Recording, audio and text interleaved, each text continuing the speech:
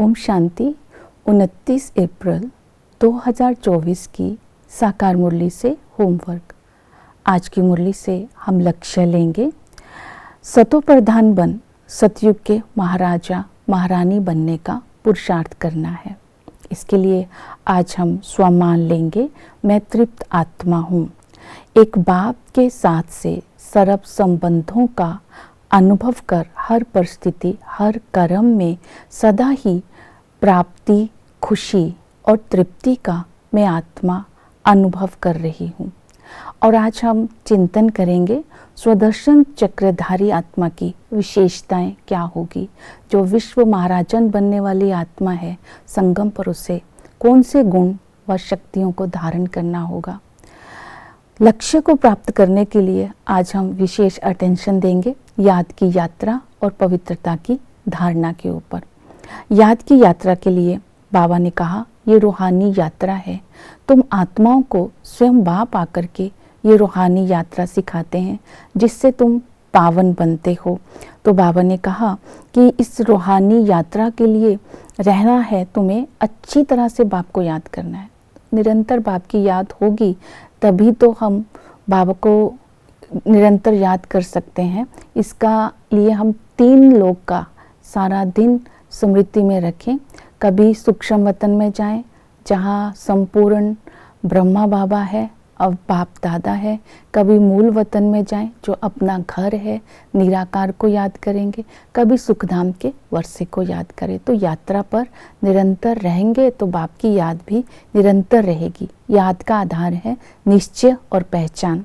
हमें निश्चय है वो सुप्रीम टीचर भी है, सुप्रीम बाप भी है, सुप्रीम सतगुरु भी है।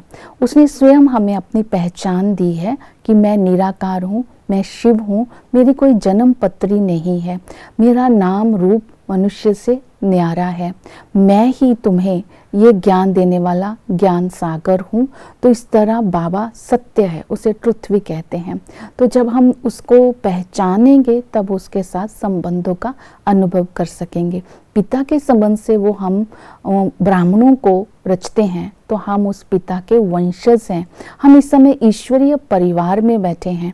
हम पिता से वर्षा ले रहे हैं विश्व के राज्य का। हम पिता से सुख का वर्षा ले रहे हैं। तो ऐसे पिता को अजपा जाप याद करना चाहिए। तो वही पिता सुप्रीम टीचर बन करके हमें रूहानी पढ़ाई पढ़ाते हैं। सतयुग में जाने की ये पढ़ाई है। इस पढ़ाई को कभी भी पढ़ाई पढ़ाने वाले को भूलना नहीं है, क्योंकि पढ़ाई रोज पढ़नी है। इस पढ़ाई में एम ऑब्जेक्ट है। एम ऑब्जेक्ट को बुद्धि में रख करके पढ़ना है, क्योंकि इस पढ़ाई के अनुसार ही भविष्य पद की प्राप्ति होने वाली है।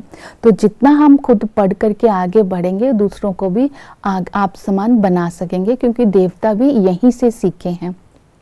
वो सतगुरु बन करके हमें मुक्ति, जीवन मुक्ति देते हैं, सदगति देते हैं और सत्यता का रास्ता बताते हैं। पवित्रता की धारणा के लिए बाबा ने कहा, काम महाशत्रु है, इस पर जीत पा करके तुम्हें जगत जीत बनना है। तो पवित्रता के लिए हमें अपने लक्ष्य को स्मृति में रखना है कि हमें दैवी गुण धारण करने हैं, हमें पावन बनना है, क्योंकि श्रीमत पर चल आदि सनातन देवता धर्म में महाराजा महारानी बनना है। ये लक्ष्य सदा स्मृति में रहे। और इसके साथ साथ हमें ये भी रखना है कि मुझे कर्तव्य क्या है, क्योंकि बाबा हम ब्राह्मणों के द्वारा, ब्रह्मा मुखवंशावली ब्राह्मण कुलभूषणों के द्वारा डायनेस्टी की स्थापना करा रहे हैं। तो इस समय हम बाप दादा के साथ डायनेस्टी की, घराने की और संस्था की और धर्म की स्थापना में बाबा के मददगार है। तो इस तरह समय पर भी निश्चय रखना है कि इस पुरुषोत्तम युग पर हम पुरुषोत्तम बनने का पुरुषार्थ कर रहे हैं। ये अंतिम समय है। तो याद का आधार बेहद की स्थिति भी है। तो बेहद में अपनी बुद्धि को टिकाना है। बेहद है आत्मिक स्थिति, हद है शरीर। जब हम बेहद में बुद्धि को टिकाएंगे, उसकी विधि बताई, स्वदर्शन चक्र फिर आते रहना है, क्योंकि तुम स्वदर्शन चक्रधारी हो।